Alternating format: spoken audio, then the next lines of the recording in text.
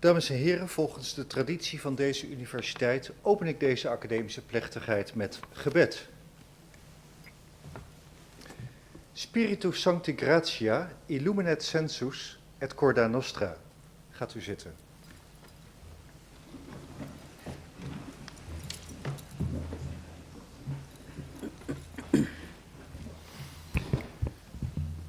Ik wens u allen een hartelijk welkom bij de oratie van professor Rogier Kievit, die per 1 september 2020 is benoemd tot hoogleraar Developmental Neuroscience aan de Radboud Universiteit en het RadboudUMC.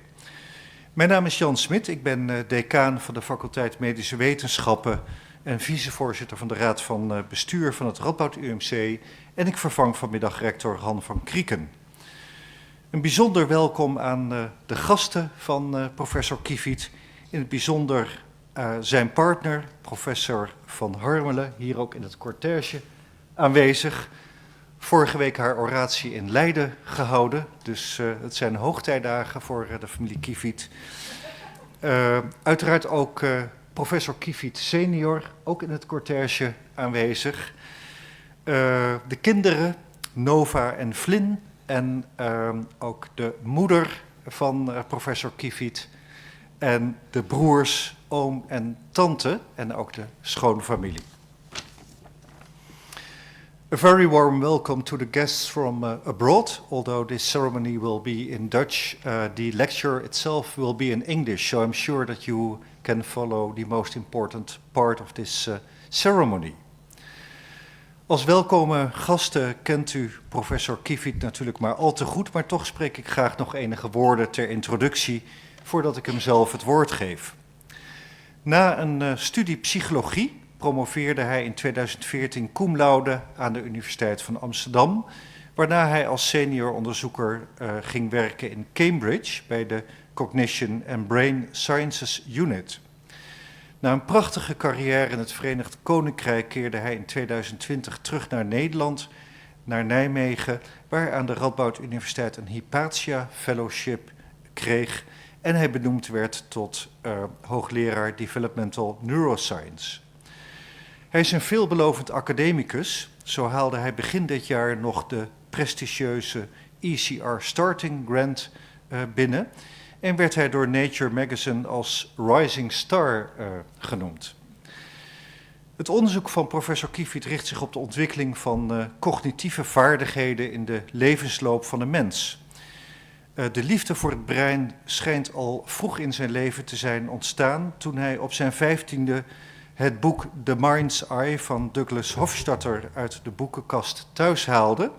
Een serie verhalen over de relatie tussen de hersenen en je ik. En dat vond hij zo fascinerend en hij zei van hoe kan het nou dat die 1,5 liter gelei in je hoofd zorgt dat je alles kan wat je kan. Het lijkt mij hoog tijd om te gaan luisteren naar de oratie van professor Kievit. Dear Rector Magnificus, dear colleagues, dear friends, family, students and those joining online. Welcome and thank you for being here today. I'd like to take you to Scotland, to the first half of the 20th century, to June 1st, 1932 to be precise, a day that seemed like any other. On that day, however, 87,498 Scottish children, almost every single 11-year-old in the country, went to school and took part in the Scottish Mental Survey, 1932. The children were given 45 minutes to solve 75 items, questions which measure their cognitive abilities, such as their knowledge of words and proverbs, their memories and arithmetic skills, their spatial abilities, and how well they could figure out puzzles and problems just like the one you see here. Some children did better on this test than others. Why people differ in such abilities, what these differences tell us about their past and their futures, how and why they change across the lifespan, and what role brain structure plays in these trajectories defines my research interests and my chair in developmental neuroscience. But back to Scotland. Because 67 years later, in 1997, one of the most exciting scientific discoveries in our field was made. Deep in the basement of a council archive in Scotland, you can see here, the handwritten records of the Scottish Mental Survey were discovered. A team of researchers, led by Professor Ian Deary, was able to recover and transcribe these cognitive tests. Since then, hundreds of studies have made many fascinating discoveries using these data. Because how well the children did on this simple test turned out to be informative about their later school success, the types of jobs they got, and even their risk of dementia and their brain structure 7 decades later. The most striking finding of all is shown here. Children who did better than average, shown in white, and those who did a bit worse than average, shown in red. The lines show the likelihood, the percentage of each group who is still alive across the lifespan. How striking. At every age, doing better on the test meant you were more likely to still be alive. The boys on the right, incidentally, show a different pattern at around age 20. This is because the boys who did exceptionally well in school were especially likely to be recruited into the war effort. How is this possible? How can the results from a simple pencil and paper test of cognitive abilities reach out across more than half a century and inform us about the lives of individuals well into their 90s?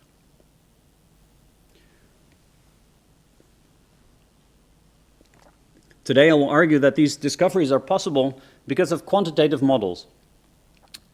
They are the microscopes of our field, allowing us to take these sometimes overwhelming volumes of data on cognitive abilities and on brain structure and turn them into mathematical abstractions that yield insights into how and why we change across the lifespan. These abstractions, however elusive they sometimes feel, have demonstrated an unreasonable effectiveness, allowing us to understand the mind, to track its rise and fall across the lifespan, and to relate differences in brain structure and function to our cognitive performance. These models have enriched our educational systems, allowing us to identify children who struggle in school and better support them, and to further challenge those whose exceptional abilities may otherwise have been overlooked. Cognitive tests and measurements of the brain are our specimens, and models are our microscopes. Over the next 40 minutes, I will tell you about the origins of our microscopes and what they have helped us reveal about the human mind. But first, a closer look at microscopes.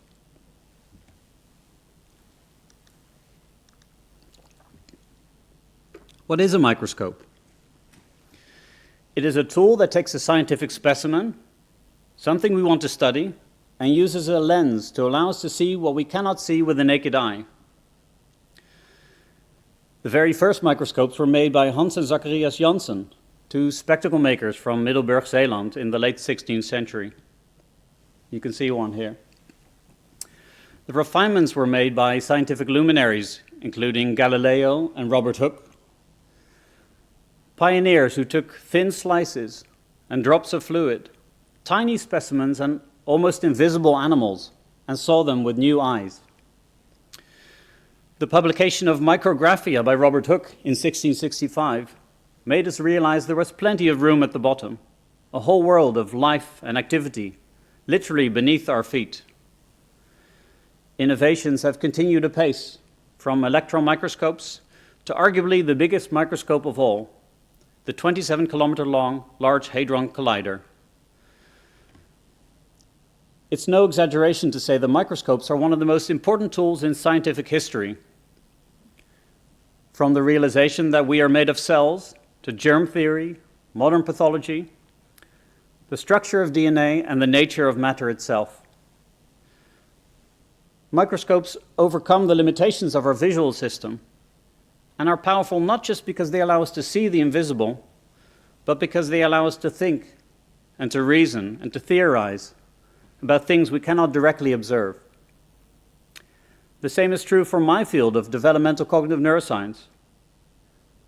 To allow us to study how and why our minds change, we need two building blocks. We need specimens and microscopes. First, let's examine our specimens. What will we look at?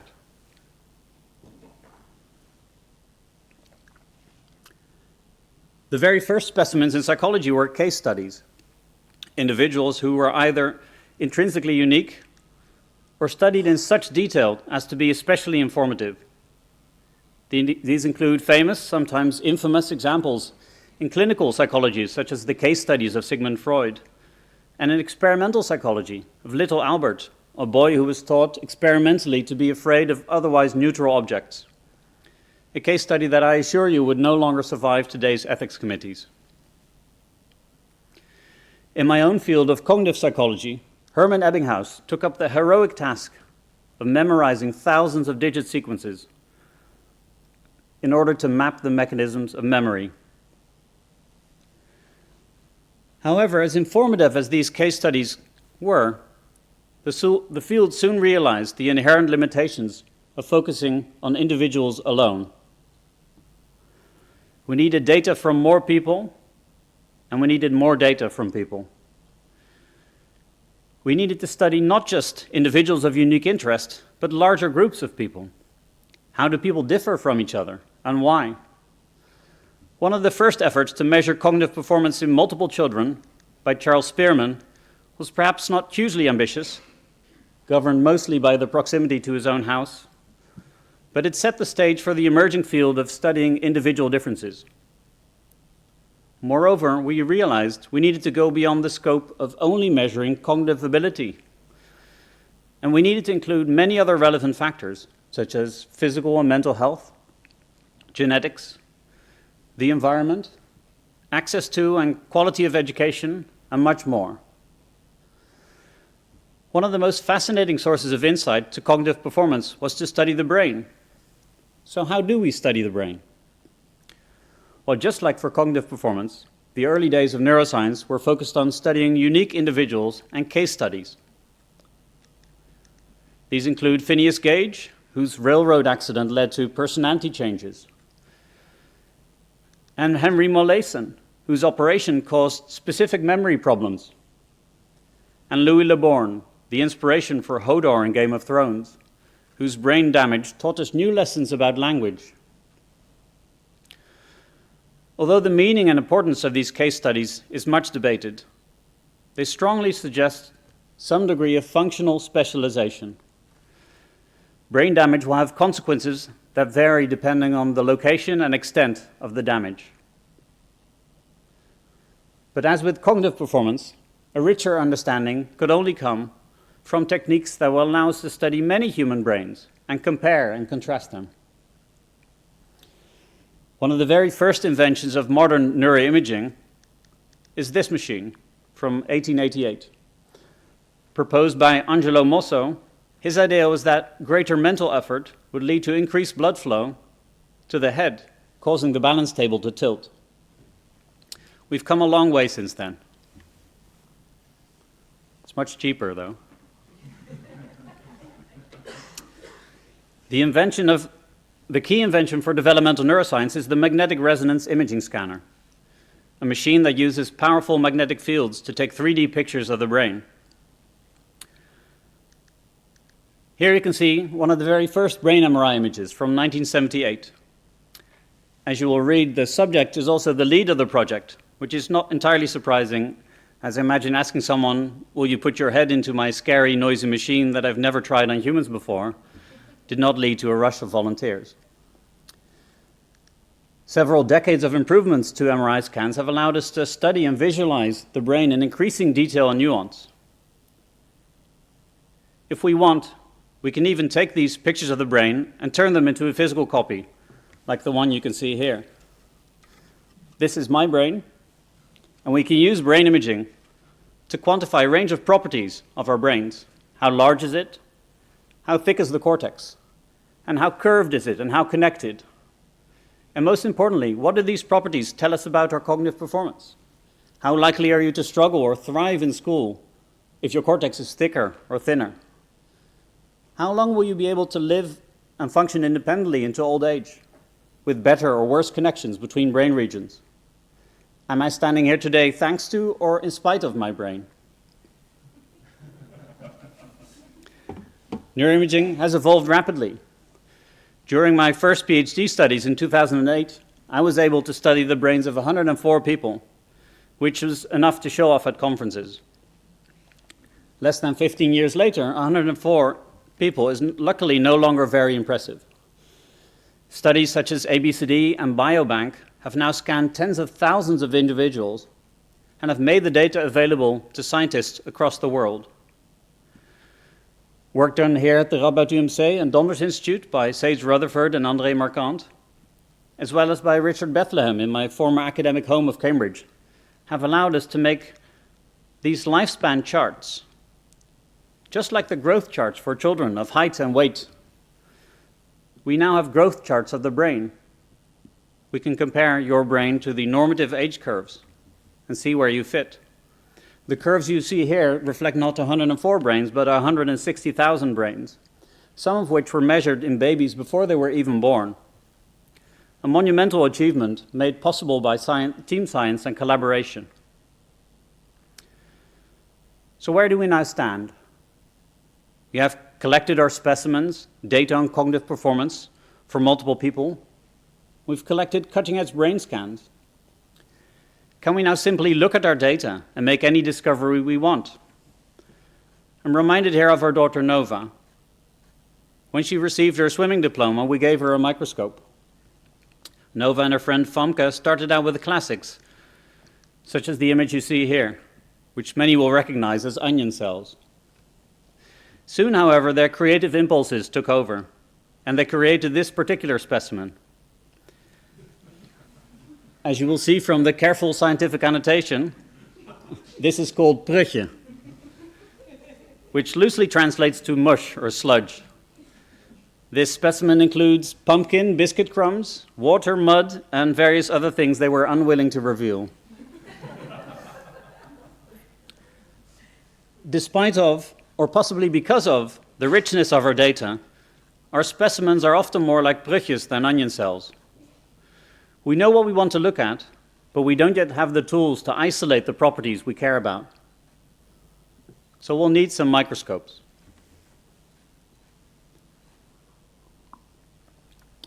But the microscopes I'm talking about are different than traditional microscopes. They don't have lenses, you can't touch them, and if I gave them to my daughter for her swimming diploma, she would be rather disappointed. The microscopes I'm talking about are quantitative models, which capture mathematical abstractions about our data in powerful ways. Despite their many differences from traditional microscopes, ultimately they serve a similar purpose. They take a scientific specimen, like the ones we just discussed, and offer us a lens to see things we cannot observe with the naked eye. And doing so allows us to visualize, represent, and distill the key properties we think exist in simplified quantitative abstractions. And much like traditional microscopes, which property we see depends on which microscope or lens we use. A simple property for which we need a model is the correlation, initially developed in the late 19th century. It allows us to see if, and if so, how strongly, variables are related. These simple model microscopes have given us answers to basic yet crucial questions.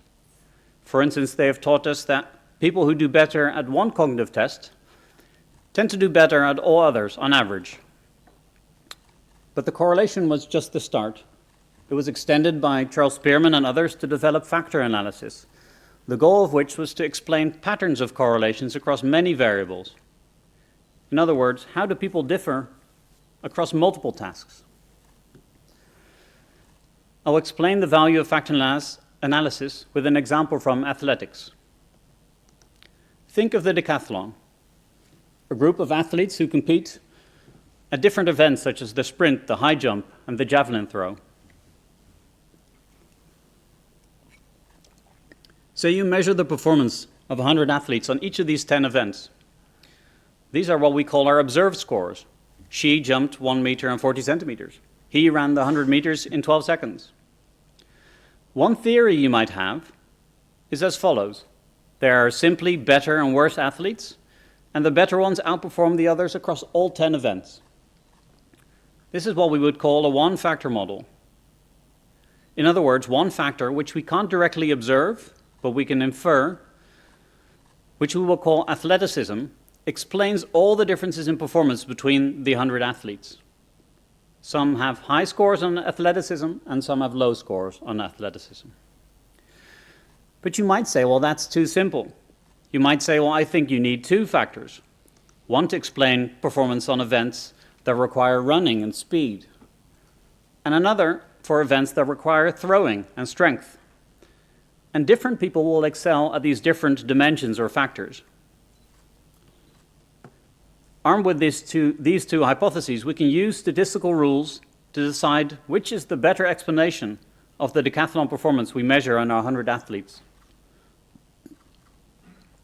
We did something very similar in our study of memory across the lifespan with my former mentor, Rick Henson. Here we asked people to remember pictures just like this. We measured how well they remembered the background of these pictures, how well they remembered the foreground, how well they remembered happy versus negative scenes, and whether they did better if we gave them a hint. Just like the different events in the decathlon performance, we measured 9 different aspects of their memories. And we then used our model microscopes to study how they differed from each other. Is the best explanation perhaps a one-factor model? Some people's memory was simply better across the board. Or should we distinguish between 2 or even 3 types of memory? Using our model microscopes of factor analysis, we found that the best model suggested there were at least 3 types of memory. Although this might seem like an arcane hobby, it is a crucial step towards understanding the underlying mechanisms of how memory changes across the lifespan. For example, using these factor analytic results, we found that 2 of the memory factors, which we called associative and item memory, declined with age, but a third one, called priming, did not. Moreover, we found specific neurobiological systems underlying each memory factor. Had we simply taken the scores in these 9 different memory tasks and averaged them, we would have been studying a Brugge instead, learning far less about the mechanisms of lifespan differences and changes in memory performance. There are many other examples of how factor analysis has improved our understanding of cognitive performance across the lifespan.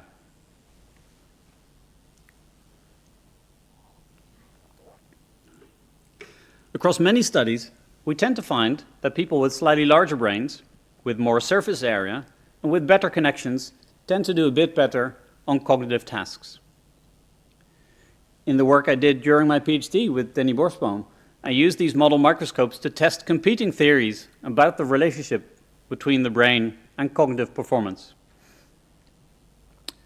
Doing so, I found time and time again that the relationship between your brain and your cognitive performance is complex and multifaceted.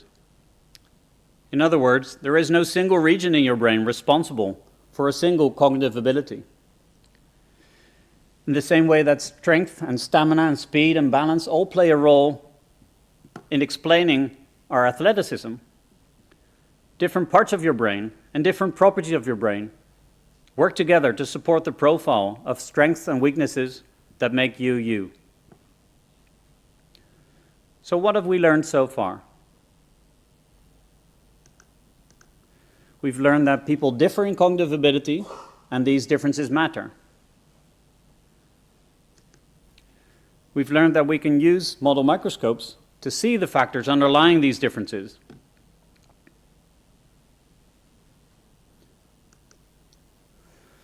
Of factors and fata morganas.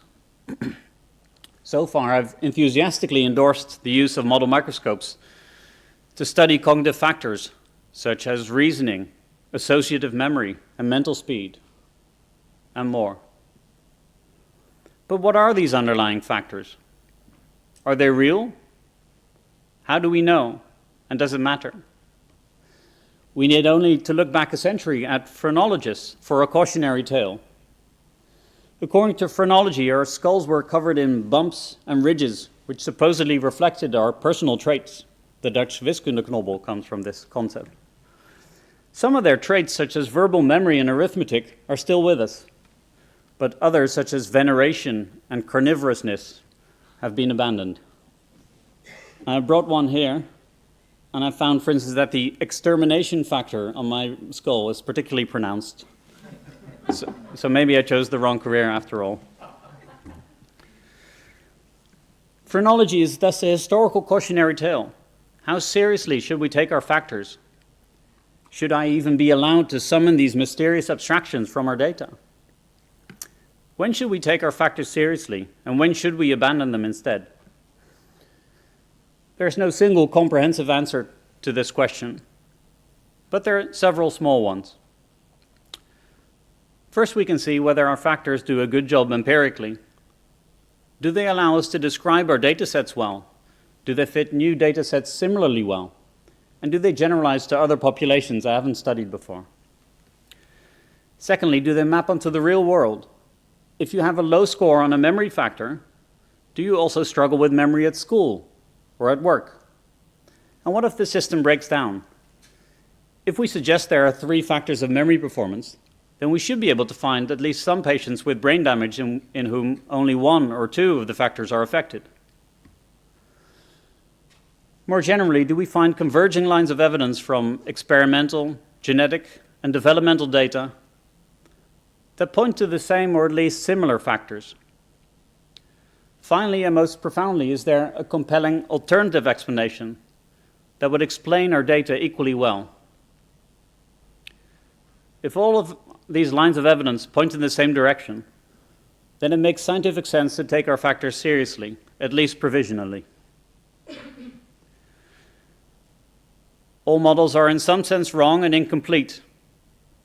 But like the shadows in Plato's caves, we can both acknowledge that our factors are simplified projections of the reality of human ability, yet use them as tools for scientific progress.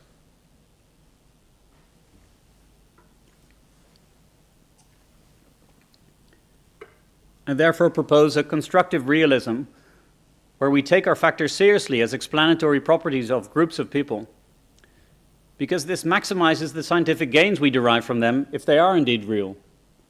But it also makes it more likely that we put them to the most rigorous tests we can think of, because scientists are never more rigorous and creative than in their attempts to disprove each other's theories. This has led to the invention of network models, to which I've made small contributions, which have shed new light on the development of intelligence, of personality, and of psychopathology.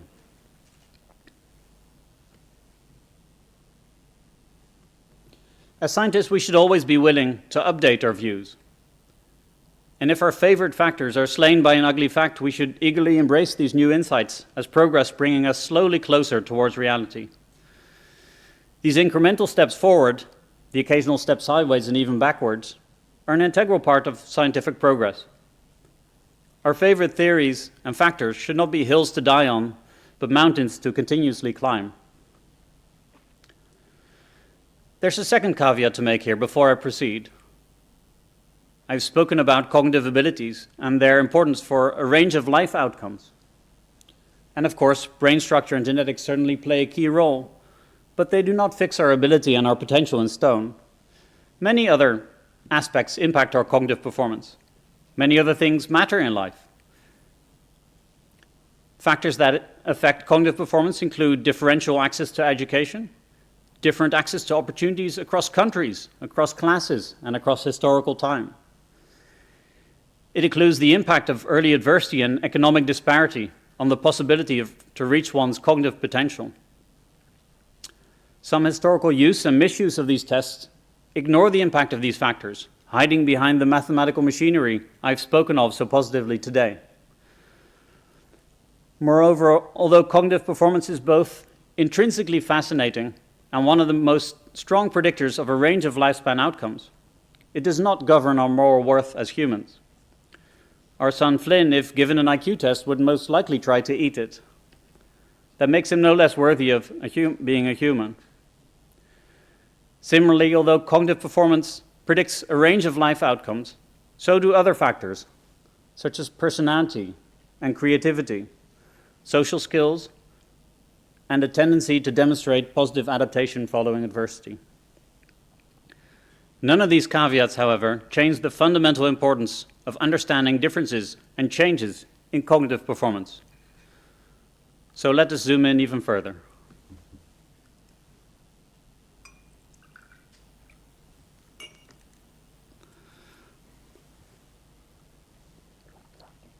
So far, I've spoken about understanding and relating differences in cognitive performance and differences in brain structure. To do so, we have armed ourselves with rich data specimens and with mathematical microscopes to study the underlying structure in great detail, to take the very best snapshot we can.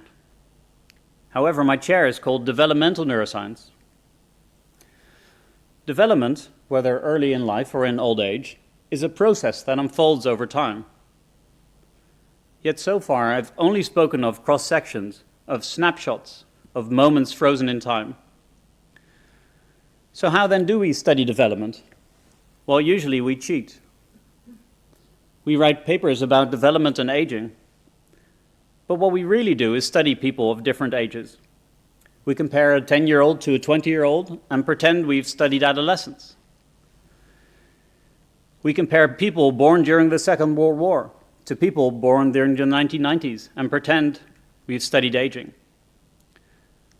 To truly study development, we must watch it unfold over time. How do people change? How do brains mature? To zoom in on the most fascinating process of development, we need new and different microscopes.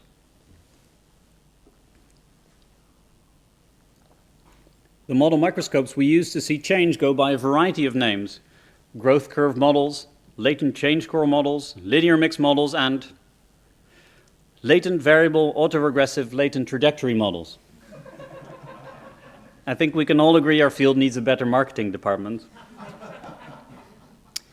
Despite these abstruse names, they are some of my favorite microscopes of all, because if we zoom in just right, we can see the most fascinating things.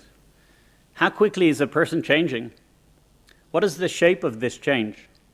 Does this person over here change more quickly or more slowly than most? Is that older adult more or less likely to maintain an active and healthy life, given the state of their brain?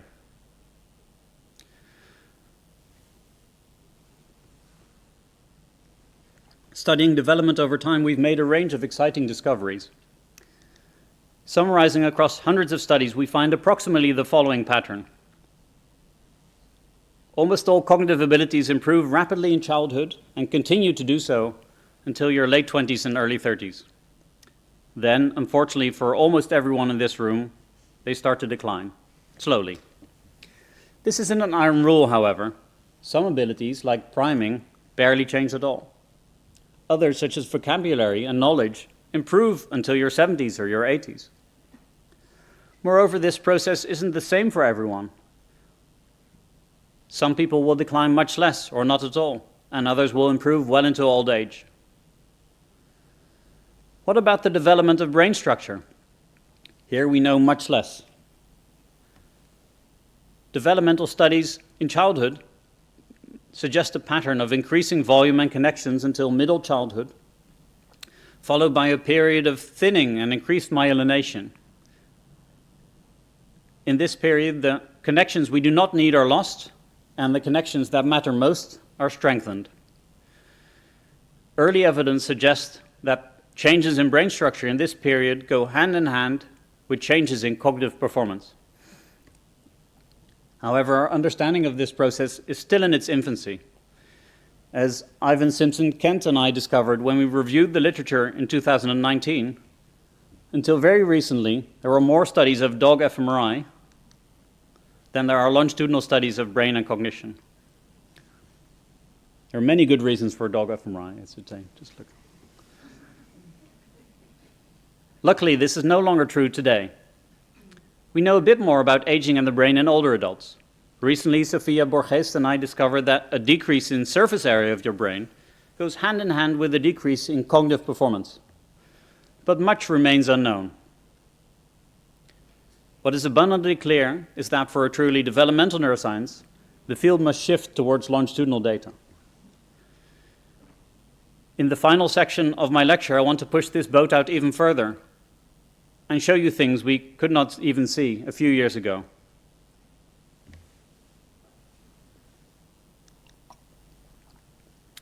What have we learned so far? To study development, we must study the same people over time. Most cognitive abilities peak in early adulthood before declining slowly. And brain changes show similar but distinct trajectories. Seeing the forest and the trees. In the past 20 minutes, I've told you about studying differences in cognitive performance between people. I've told you how differences in brain structure tell us something about differences in cognitive ability and performance, and how we moved from early case studies and small samples to studying larger groups of people and studying them twice, sometimes even 3 times, to capture development over time. As exciting as these innovations are, they are still all discoveries about groups of people at crude levels of temporal resolution. The early case studies had many flaws, but one strength: the focus on the individual. In the last 2 or 3 years, we've been able to return to this principle, to after 100 years put the individual front and center once again. In the last section of this lecture, I want to tell you about how unique specimens and new microscopes allow us to study how cognitive performance and brains change at the level of the individual.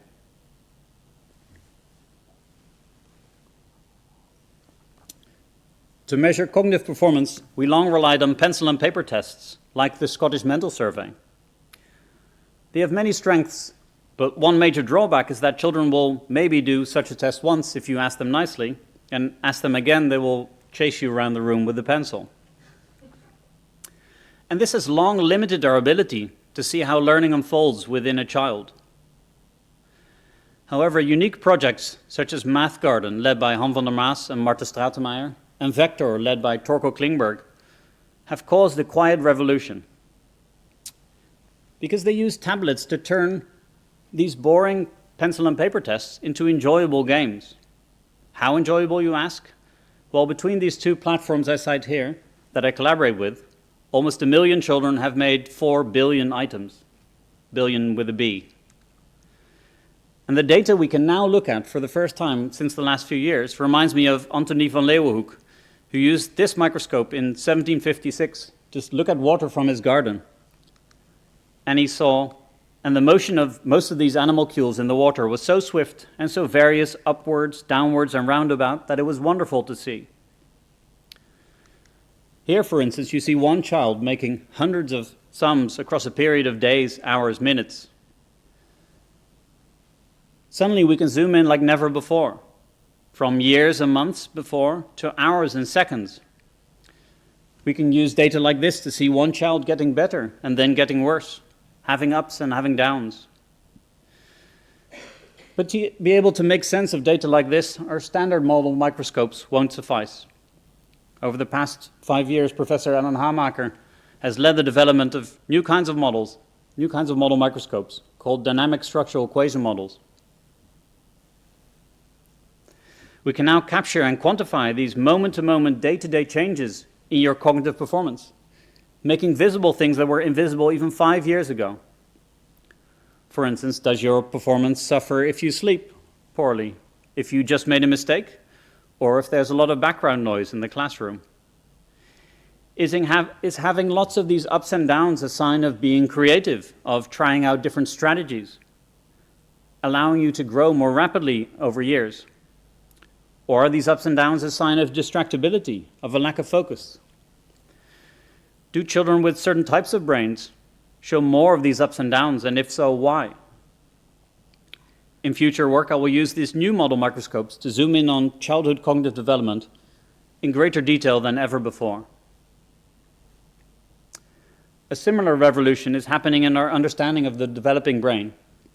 Before, I highlighted the brain charts, which are a monumental achievement, but ultimately a chart mostly about a large group of people of different ages, until very recently. My collaborators in Denmark running the HUBU study have done something truly remarkable. They've scanned a group of 100 children once every 6 months for almost 10 years.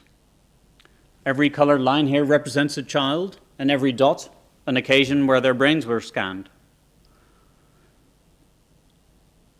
Now, for the first time, we are able to zoom in on brain development at the individual level.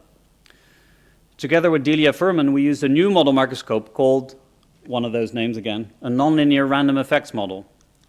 This model, shown here, allows us to capture the thinning of the brain in adolescence at the individual level. We know that the brain is at its thickest at around age 8, and then thins until late adolescence, the curve you see here. And using this model, we can estimate not just how thick your cortex used to be, or how thin it will be when you finish development. We can even zoom in on this red dot you see in the middle. This property, which we call the midpoint of cortical thinning, is the point at which your brain slows down its maturation. You can think of it as the point at which your brain is exactly halfway its development. Using this model in real data, we saw for the first time the brains of individual children develop. Here you see the curves of these 100 children as their brains matured. We found that the adolescents differed greatly in the age at which this maturation happened, some showing this inflection point, the red dot at age 13, and others not until they were 18. In the future, we will use this new microscope to study how brain maturation is related to cognitive development, to early adversity, and to genetic changes and resilience. For the future of developmental neuroscience, we can speculate about zooming in even further on brain development to explain why we must look at sheep. We know from this remarkable study in lambs that bones don't grow smoothly like they do in the growth charts, but they grow in bursts of minutes and hours, almost exclusively when the sheep were asleep. When they were running around exerting pressure on their legs, there was no growth whatsoever. What then about the human brain? Does it also grow in fits and starts? Does it only grow when we sleep, or also during our waking hours? Does it change most rapidly during periods of rapid learning, or periods of intellectual rest? Innovations such as this portable MRI scanner developed by Donders Institute colleague Jose Marquez mean such questions are hard but no longer impossible to ask. Perhaps if I give my farewell lecture here in 30 years, I will be able to tell you why. Until very recently, we had neither the specimens or the microscopes to even ask these questions. For the very first time in human history, we can now see brains develop, and we can see cognitive development happen across seconds and minutes and hours. Not of groups of people, but of individuals. Using our model microscopes, we can finally see both the forest and the trees.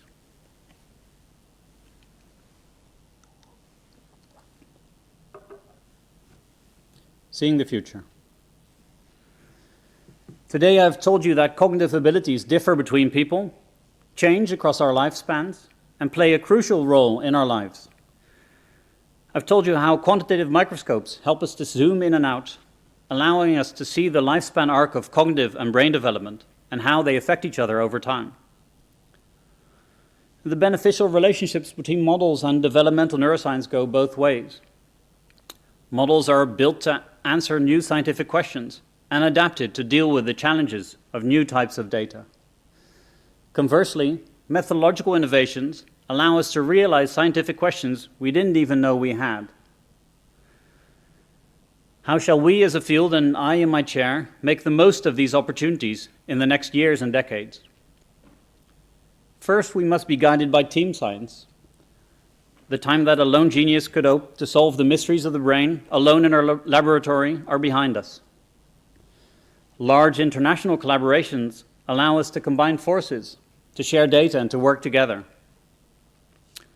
Secondly, we must diversify our samples. Today I've spoken of humans in general, but the fact remains that the insights I've spoken of today about the mind and about the brain come from an exceedingly narrow slice of the world's population. For this reason, I'm excited to work with the BRIGHT project in the Gambia and start expanding our horizons towards a more representative neuroscience. If we are able to meet these challenges, the future of developmental cognitive neuroscience will be most exciting. The confluence of ever richer data and innovative microscopes will allow us to study human cognitive ability and brain development better than ever before. We will be able to peer into the brain at the level of neurons and axons and relate these insights into how our minds change across decades. We will be able to capture moments of cognitive insight and lapses in attention and relate these processes to our brains and our genes when we were born. Using models, we can bridge almost effortlessly timescales from milliseconds to decades. Model microscopes make the invisible visible and allow us to see a world in a grain of sand.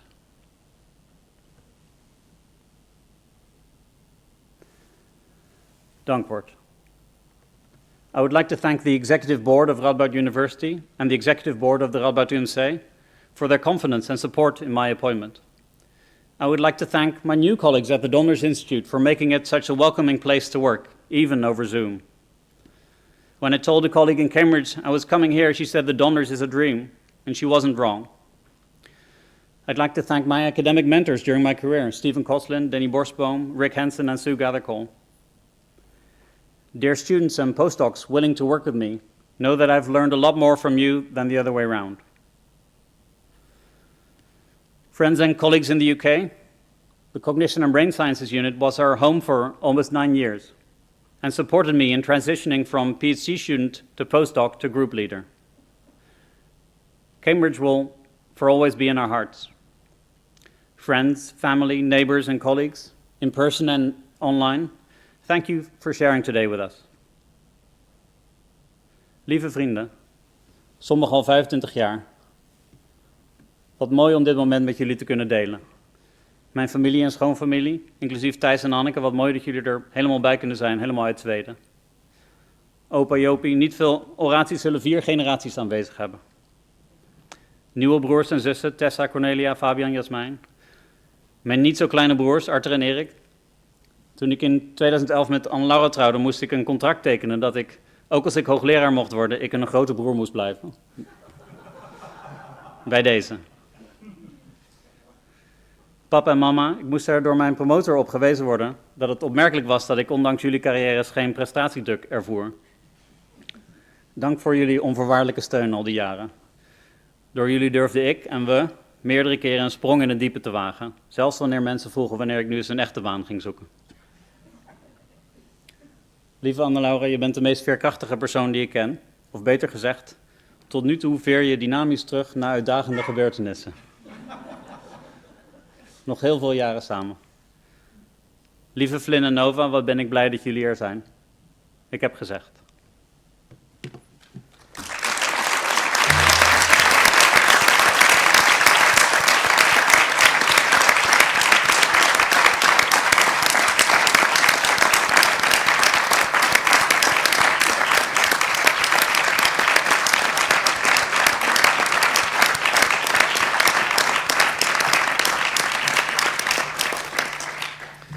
Professor Kievit, dank u wel voor uw imponerende reden. U heeft aangetoond dat u als hoogleraar niet alleen een wetenschapper bent, maar ook een leraar. De manier waarop u deze complexe werkelijkheid tot ons brengt is indrukwekkend. Fijn ook dat Flynn erbij is. Heel fijn dat je er ook even bij kan zijn. Waar ik zelf van onder de indruk ben, is dat u met de microscoop het brein bestudeert. Wat mij betreft doet u dat met de macroscoop, of misschien wel zelfs met de telescoop, want de vergezichten die u biedt op deze complexe werkelijkheid zijn indrukwekkend. U verbindt daarbij werelden van structuur, ontwikkeling en functie.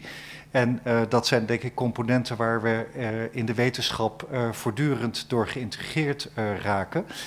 En de verbinding die u legt, dat gaat wat mij betreft niet alleen over de verbindingen in het brein, maar ook de verbindingen die wij met ons brein leggen tussen wetenschap, tussen zorg en tussen onderwijs.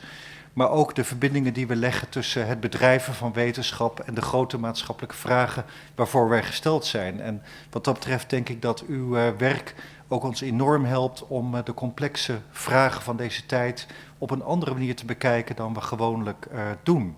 En dat brengt ons denk ik ook bij de beperkingen van het brein dat zichzelf bestudeert, waarbij alles een model is en waarbij we met ene en nullen werken of met andere zaken, maar waarbij het brein zich ook voortdurend realiseert dat de grenzen van het brein er ook zijn. En als het brein zichzelf realiseert dat er grenzen zijn, dan kom je haast op een filosofisch debat, wat we wellicht later bij de borrel kunnen voortzetten. U heeft een model van uw eigen brein getoond. We zijn ook benieuwd naar de degeneratiecurve van uw brein. En het vermoeden is dat u zich niet op de gemiddelde as bevindt die u zojuist heeft laten zien. En wat dat betreft is er nog veel wat wij van u verwachten en van uw groep. Want u legt terecht ook denk ik de nadruk op het belang van team science, wat ook weer met connectivity te maken heeft. Tot slot geeft u denk ik ook een interessante les dat waar wij studies eigenlijk na 10 jaar bewaartijd weggooien, daartoe vaak aangezet door de managers van onze afdelingen, soms toch de moeite waard kan zijn om bepaalde studies te bewaren. Misschien is research waste ook het weggooien van goed onderzoek. En u heeft met uw indrukwekkende inleiding laten zien dat zelfs een onderzoek uit 1932 heel veel vergezichten kan bieden. Ik wil u feliciteren met uw hoogleraarschap, ook uw afdeling, ook het Radboud UMC en de Radboud Universiteit en uiteraard al uw geliefden en vrienden en collega's. Daarmee zijn wij aan het einde gekomen van deze academische plechtigheid en verzoek ik iedereen te gaan staan, zodat wij kunnen afsluiten met gebed.